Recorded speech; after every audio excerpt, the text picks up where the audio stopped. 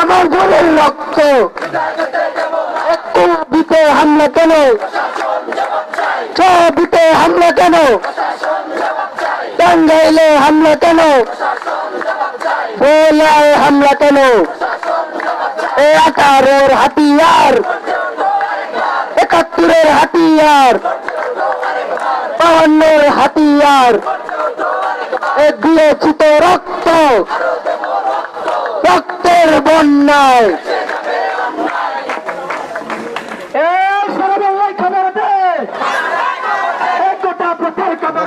যুক্ত হয়েছিলাম ঢাকা বিশ্ববিদ্যালয় থেকে দেখানোর চেষ্টা করছি।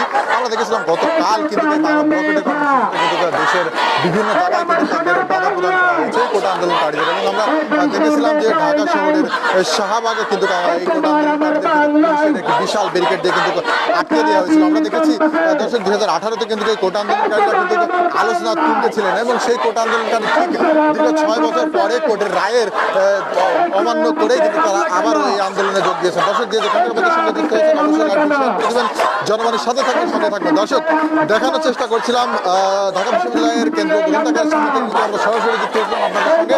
দেখানোর চেষ্টা করছি কোটা আন্দোলনকারীদের যে আন্দোলনটি চলমান রয়েছে সেই আন্দোলন চলমান অবস্থা থেকে কিন্তু আপনাদের দেখানোর চেষ্টা করছি। দর্শক দেখতে পাচ্ছেন, আমরা জেনেছি যে গতকাল কিন্তু কুমিল্লায়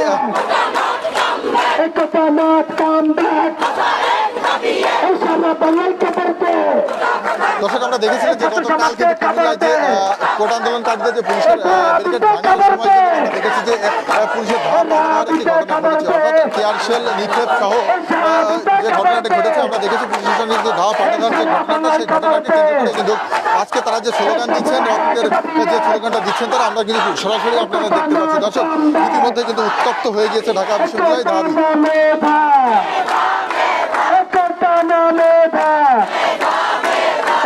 বাংলায় খবর দে, রাজপথে খবর দে, এই ছাত্র সমাজকে খবর দে, এই সোনার বাংলায় খবর দে, এই 18-এর আন্দোলন,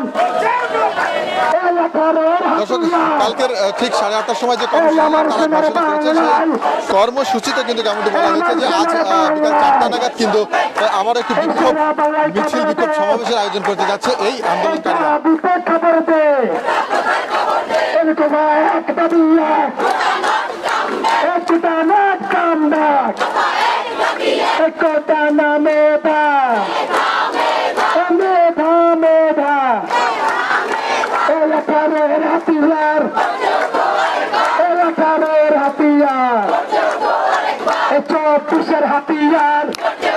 দর্শক আমরা একটু কথা বলার চেষ্টা করবো কোটা আন্দোলনকারীদের সঙ্গে। দেখেন, আমরা গতকালকে যখন আমাদের মূলত আমরা যে কর্মসূচি দিয়েছিলাম সারা বাংলাদেশে যে বাংলা ব্লকেটের যে কর্মসূচি, সেই কর্মসূচির আলোকেই কুমিল্লা বিশ্ববিদ্যালয় আন্দোলনরত শিক্ষার্থীরা তারা আসলে স্বাভাবিক প্রতিদিনের মধ্যে তারা তাদের বাংলা ব্লকেট কর্মসূচি পালন করার জন্য তারা রাস্তায় আসেন। তখন হঠাৎ করে আসলে পুলিশ কিন্তু তাদের উপরে অতর্কিত হামলা চালায়, এবং হামলা চালায় তাদের কয়েকজনকে আহত করে এবং তারা রক্তাক্ত হন।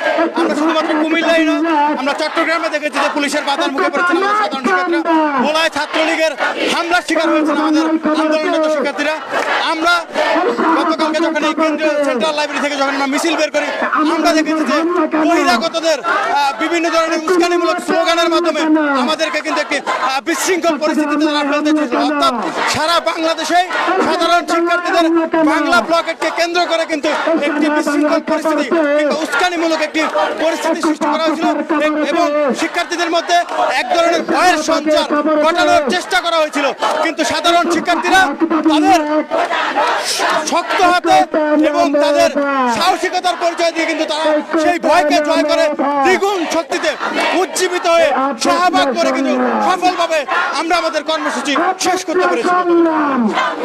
দর্শক আমরা কিন্তু কথা বলার চেষ্টা করছিলাম একজন কোটা প্রার্থী নিপাতের যে আন্দোলনে রয়েছেন, কোটা বাতিলের দাবিতে যে আন্দোলন রয়েছেন তাদের সঙ্গে কিন্তু আমরা কথা বলার চেষ্টা করছিলাম। তিনি কিন্তু আমরা জানাচ্ছিলেন তার প্রতিক্রিয়া। দর্শক এই মুহূর্তে কিন্তু আমরা দেখতে পাচ্ছি ঠিক বিকাল 4টা বাজার সাথে সাথে কিন্তু দেখতে পাচ্ছি যে এই ঢাকা বিশ্ববিদ্যালয়ের সামনেই কিন্তু এই কেন্দ্রীয় লাইব্রেরির সামনে কিন্তু জড়ো হওয়া শুরু করেছেন এই সাধারণ কোটা আন্দোলনকারীরা। দর্শক, যেমনটি দেখানোর চেষ্টা করছি আপনাদেরকে, দেখতে পাচ্ছেন যে হাজার শিক্ষার্থী কিন্তু এই কোটা আন্দোলনকারী কিন্তু অংশগ্রহণ করছেন। তবে গতকাল যেটি দেখেছিলাম যে শাহবাগে কিন্তু তারা দীর্ঘ সময় অবস্থানের পর রাত 8টার সময় নতুন কর্মসূচি ঘোষণার পরে কিন্তু 8:30টার দিকে তারা শাহবাগ চত্বরটিতে কিন্তু তারা অবস্থান ছেড়ে দেন।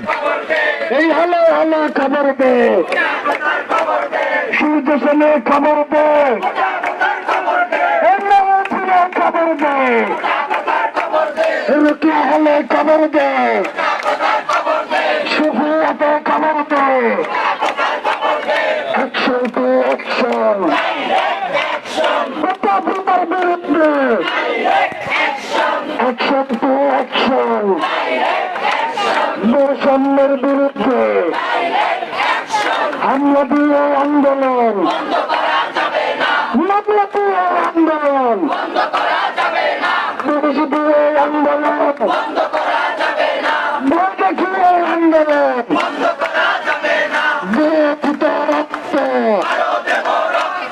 রক্তের বন্যায়, রক্তের বন্যায়, আমার ভাইয়ের রক্ত,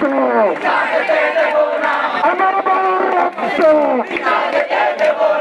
জালালিনা রাজপথ, আপসা সংগ্রাম, আপসা সংগ্রাম,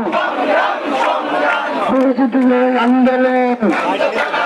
দর্শক, দেখতে পাচ্ছেন আমরা কিন্তু সরাসরি দেখানোর চেষ্টা করছি ঢাকা বিশ্ববিদ্যালয় গ্রন্থাগারের সামনে থেকে। এই গ্রন্থাগারের সামনে থেকে কিন্তু প্রতিদিনের মতো প্রতিদিনের ন্যায় কিন্তু এই সাধারণ শিক্ষার্থীরা কোটা বিরোধী আন্দোলনে কিন্তু যোগ দিচ্ছেন। হাজারো শিক্ষার্থী আমরা দেখতে পেয়েছি এইখান থেকে কিন্তু তাদের এই আন্দোলনটি শুরু হয়। দর্শক, পরবর্তী লাইভটি দেখার আমন্ত্রণ জানিয়ে সেই সাথে জনমানের সাথে থাকবেন, সঙ্গে থাকবেন সর্বশেষ সংবাদ পর্যন্ত।